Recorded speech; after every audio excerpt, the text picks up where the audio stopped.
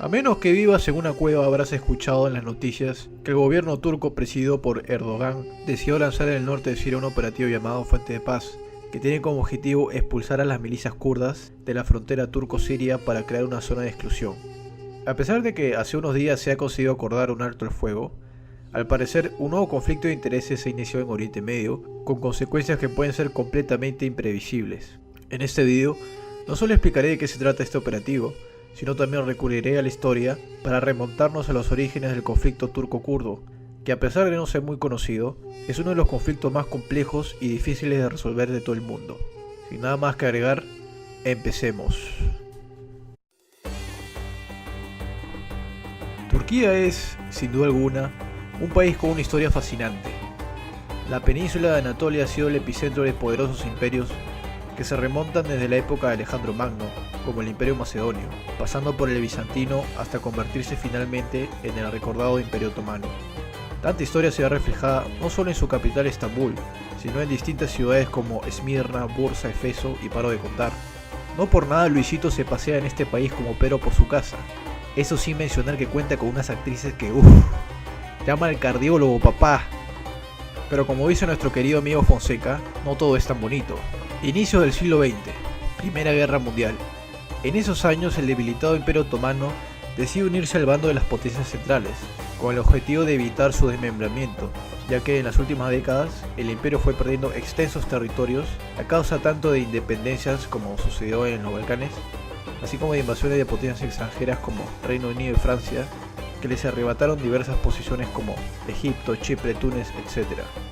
Algo interesante es que muchos historiadores cuentan que el Imperio Otomano accedió a participar en esta guerra a regañadientes, debido a la falta de garantías de conservar sus fronteras desde entonces.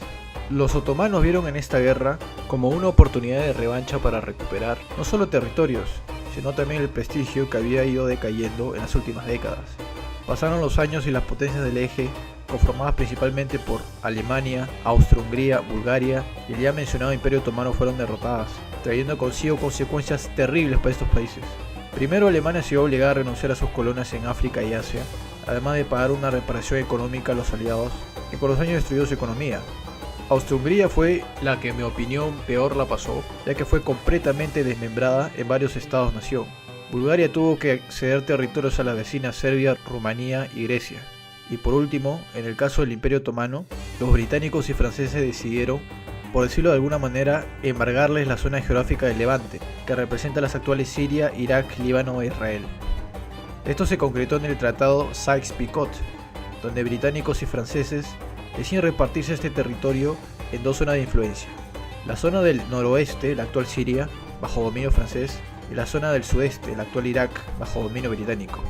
Este tratado se basó para satisfacer exclusivamente los intereses geopolíticos de ambas potencias, creando fronteras artificiales, sin tomar en cuenta los intereses de las etnias nativas de la zona. Una de las etnias que quedaron desamparadas fueron precisamente los kurdos, un pueblo indoeuropeo de lengua indoirania, que ante la creación de estas fronteras artificiales quedaron repartidos entre Turquía, Irán, Irak y Siria.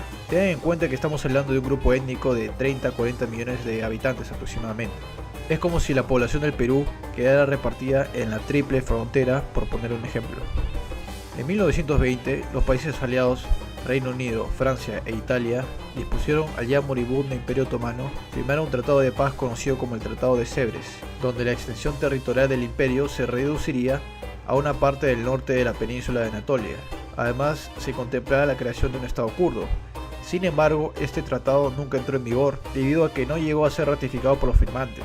El descontento venía principalmente de la parte turca, que de la mano de este hombre llamado Mustafa Kemal Atatürk desembocó en la guerra de independencia turca, que tuvo como desenlace el reconocimiento internacional del actual Estado turco, ratificadas en el Tratado de Lausana. De esta manera, el pueblo kurdo vio cómo su deseo de formar su propio Estado se desvaneció. Sin embargo, estos no iban a rendirse tan fácilmente. A pesar de tener un contexto completamente diferente, estoy seguro de que más de uno de ustedes encontró un paralelismo del caso de los kurdos con los catalanes o vascos en España, así hay grupos étnicos que buscan formar su propio estado. Sin embargo, las realidades no podrían ser más distintas. Mientras en España, tanto la región de Cataluña, así como también el País Vasco cuentan con una autonomía bastante decente, en Turquía los kurdos ni siquiera pueden llamarse a sí mismos kurdos, sino turcos de las montañas, sin mencionar que la lengua kurda estaba prohibida hablarla en los tribunales hasta hace poco. Esto ha generado un gran resentimiento de parte de los kurdos, dando como resultado la formación de grupos separatistas de extrema izquierda, como el Partido de Trabajadores del Kurdistán, también conocido como PKK, que inclusive dispone de su propia milicia. Turquía califica a este grupo como terrorista, sin embargo la bronca no se detiene ahí.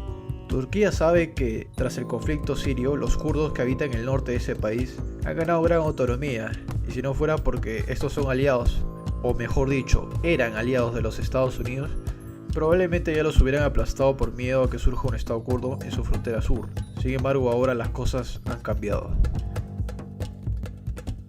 Después de que el gorila naranja anunciara que Estados Unidos retiraría a sus tropas del norte de Siria, dejando a su suerte a sus aliados kurdos, Erdogan no perdió la oportunidad para intervenir en el norte de Siria, con la excusa de crear una zona de exclusión para aplastar a las milicias kurdas que pueden reclamar una autonomía en la zona. Esta matonería de Erdogan realmente logró algo increíble. Hizo que Estados Unidos, Rusia, la Unión Europea, Israel, Irán y Arabia Saudita por primera vez en la historia de la humanidad estén todos de acuerdo en algo, que fue condenar este ataque. Sin embargo, Erdogan se pasó por las joyas de la familia las críticas y afirmó que seguiría con la operación. Inclusive el anaranjado hizo público por Twitter una carta que le escribió al presidente turco, aunque parece una parodia, esta carta es real. De manera resumida dice lo siguiente: Presidente Erdogan, hagamos un trato. Usted no quiere ser el responsable de la muerte de miles de personas, y yo no quiero ser el responsable de la destrucción de la economía turca, y lo haré. La historia lo recordará de manera favorable si lo hace de la manera humanitaria, pero también lo podría recordar como el demonio si las cosas buenas no pasan. No decepciona al mundo entero, no sea un tipo rudo, no sea estúpido. Te llamaré después, firma Donald Trump. Me imagino la reacción del matón de Erdogan después de leer semejante payasada. Seguro lo habrá leído en voz alta frente a sus asesores, se habrá matado de risa, habrá doblado la cartita para limpiarse la nariz y finalmente lo habrá botado a la basura, que por cierto, esto sí sucedió. Sin embargo, días después, tanto Mike Pence como Pompeo viajaron a Ankara para hablar con Erdogan, pactando un alto el fuego durante 5 días, solo para retirar a las tropas americanas restantes de la frontera turco-siria. Ahora, después de que pasen esos 5 días, ¿qué pasará? Pues yo tengo una teoría.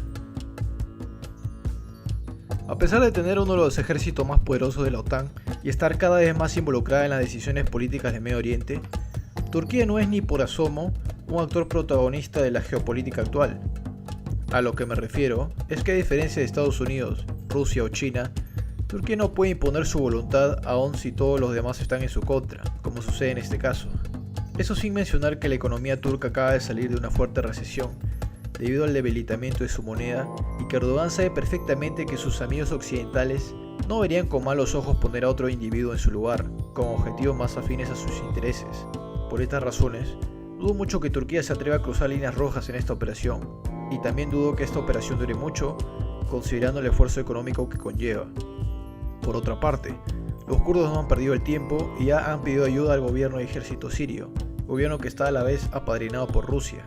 Y créanme que Erdogan no se atrevería a desafiar a Putin sin un respaldo occidental, ya que Erdogan sabe que Rusia es actualmente uno de los pocos aliados reales que Turquía tiene en la actualidad, y perder esa alianza lo dejaría vulnerable ante cualquier represalia de Estados Unidos o la Unión Europea.